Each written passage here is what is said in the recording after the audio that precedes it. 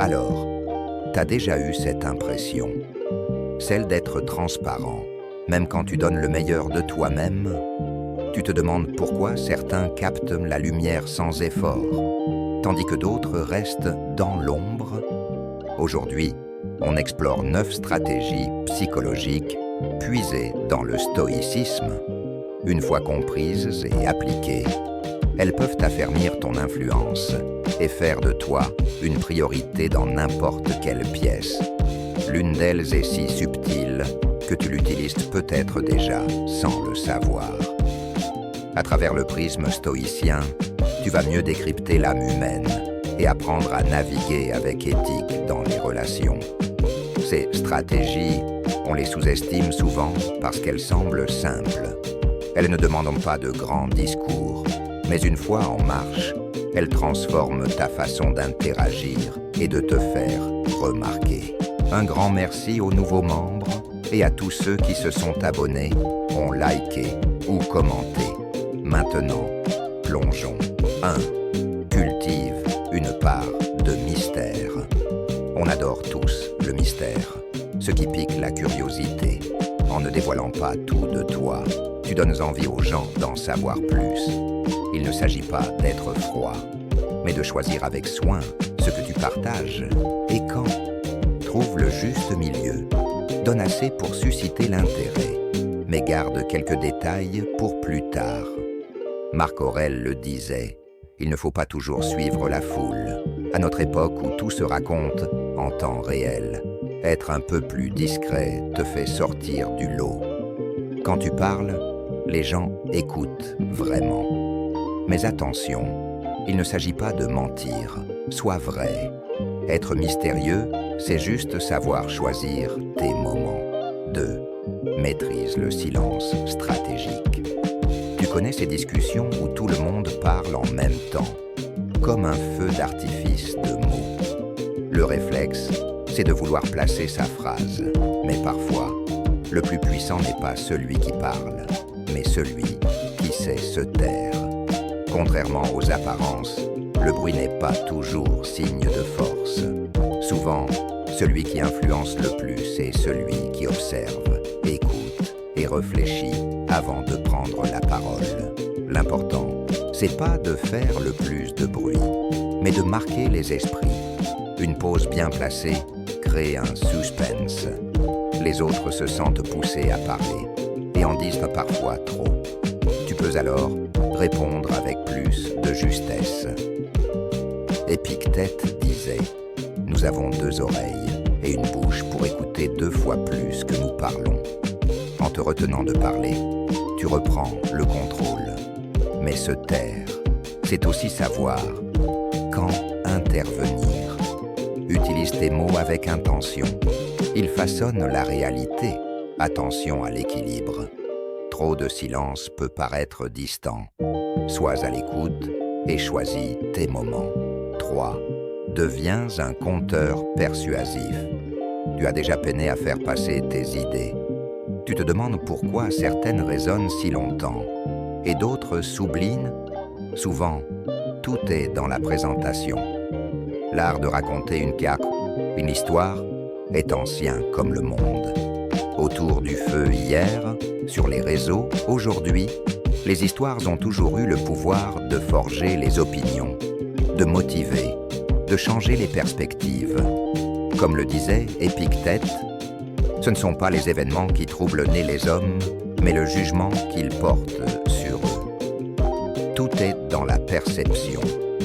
Quand tu enrobes ton message dans une histoire, tu offres un cadre pour le comprendre et le ressentir. Ce qui rend les histoires puissantes, c'est qu'elles impliquent celui qui écoute. Il a l'impression de vivre l'aventure, mais ça exige de l'authenticité. Les gens sentent quand un récit est faux ou purement manipulateur, trouvent des connexions vraies, des émotions réelles. Cette authenticité, alliée à l'art du récit, fait que ta voix sera non seulement entendue, mais mémorisée. 4. Applique le principe de réciprocité. Pense à la dernière fois où un petit geste a illuminé ta journée. un café offert, un coup de main inattendu. Ces moments restent parce qu'ils touchent à une force profonde en nous. La réciprocité, c'est cet élan qui nous pousse à rendre l'appareil. C'est plus qu'une règle sociale, c'est ancré en nous. Le comprendre peut tout changer. Comme l'observait Sénèque, en enseignant, on apprend. En offrant de la valeur, une idée, un service, sans attendre de retour immédiat, tu sèmes des graines de bienveillance. Avec le temps, ces graines créent un réseau de personnes naturellement enclines à te soutenir. Elles ne savent peut-être pas pourquoi, mais ce lien invisible les attire vers toi. Mais sois prudent. Il y a une ligne fine entre la vraie gentillesse et la manipulation. La clé, c'est la sincérité. Agis sans arrière-pensée. Si les gens sentent une intention authentique, le lien se renforce. Sinon, la confiance s'envole. 5. Fais de toi une priorité. Tu as remarqué comment certaines personnes imposent le respect sans un mot? Leur présence a du poids. Cette aura ne vient pas de l'extérieur, mais d'une conviction intérieure, la certitude de sa propre valeur. Le fondement d'une influence réelle, c'est pas de chercher la validation des autres, c'est de se prioriser soi-même. Dans notre course à la reconnaissance, on oublie souvent ça. Marc Aurèle disait « Tu as pouvoir sur ton esprit, pas sur les événements extérieurs. Réalise cela, et tu trouveras la force. » En reconnaissant et en nourrissant ton estime, tu projettes une confiance naturelle. C'est pas de l'arrogance, c'est une juste appréciation de qui tu es, en investissant en toi, par l'apprentissage, les soins, en posant des limites. Tu envoies un signal au monde sur ta valeur. Et inconsciemment, le monde commence à te refléter cela. Les autres te valorisent davantage. 6. Écoute vraiment. Dans le brouhaha, une force tranquille émerge, celle de celui qui écoute vraiment. Chacun aspire à être entendu, compris. En offrant une attention pleine et entière, tu gagnes bien plus que des informations.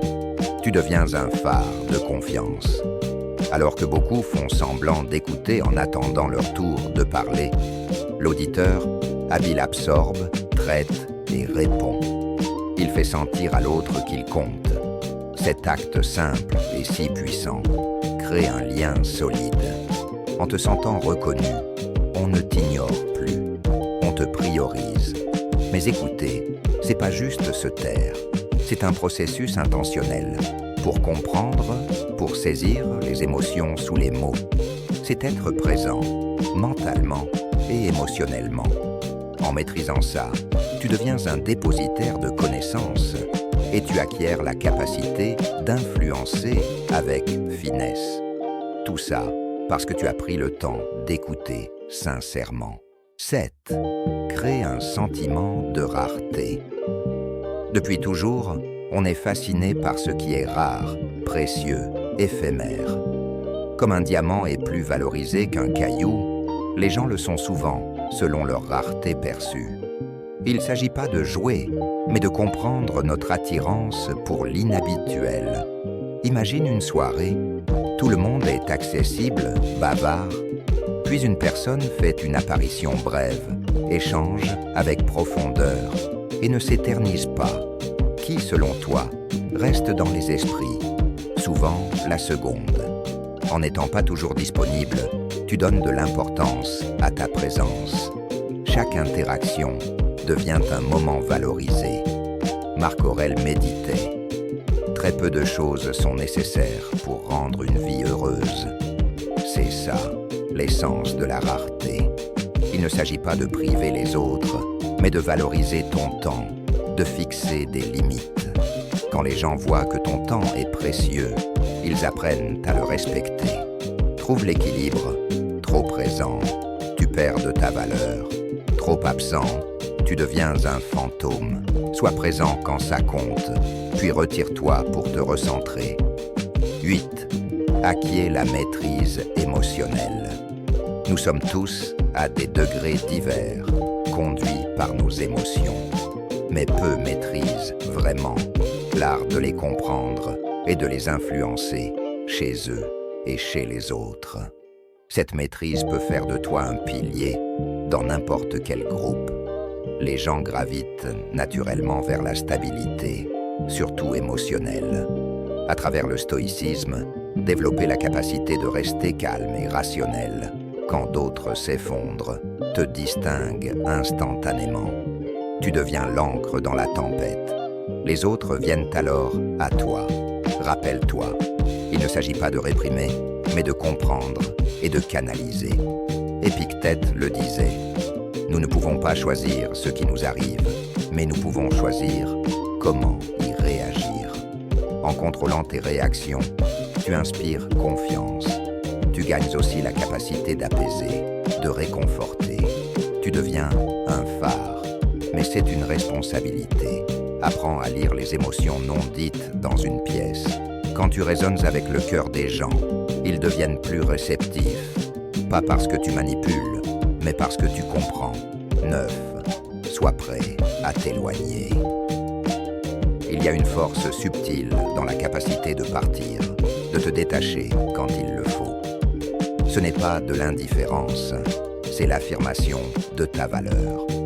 Quand tu es sûr de ton propre prix, quitter la table devient un choix, pas une fuite. Beaucoup confondent attachement et valeur. Mais être toujours disponible, toujours à dire oui, finit par diminuer ta valeur perçue. Les autres en viennent à attendre, plutôt qu'à apprécier. Sénèque disait « Ce n'est pas l'homme qui a trop peu, mais l'homme qui désire plus, qui est pauvre. » Être prêt à t'éloigner, c'est embrasser cette sagesse. C'est reconnaître la richesse du respect de soi. Quand les gens sentent que tu n'es pas lié par le besoin désespéré, ils te perçoivent différemment. Ta présence devient un privilège, pas un dû. En maîtrisant ça, tu signales que ton temps est un cadeau qui peut être repris. Et paradoxalement, en montrant que tu peux partir, beaucoup voudront que tu restes. Utiliser ces stratégies t'offre de nombreux avantages. Bien appliquées, elles peuvent élever ton influence, renforcer tes liens et te placer dans une lumière où les gens te priorisent et apprécient ta compagnie. Mais un avertissement, en vrai stoïcien, ces tactiques sont des outils pour une influence éthique, pas des mécanismes de manipulation. L'authenticité et l'intégrité sont primordiales. Sans elles, ça serait contre-productif. Si cette vidéo t'a apporté de la valeur, clique sur le pouce bleu et abonne-toi. Quelle stratégie résonne le plus en toi? Laquelle as-tu envie d'essayer en premier? Dis-le moi dans les commentaires. Prépare-toi pour notre prochaine vidéo. Elle sera un véritable éveil. Pour plus de sagesse stoïcienne, regarde l'une des vidéos qui s'affichent à l'écran maintenant. Merci d'avoir été là. À très vite.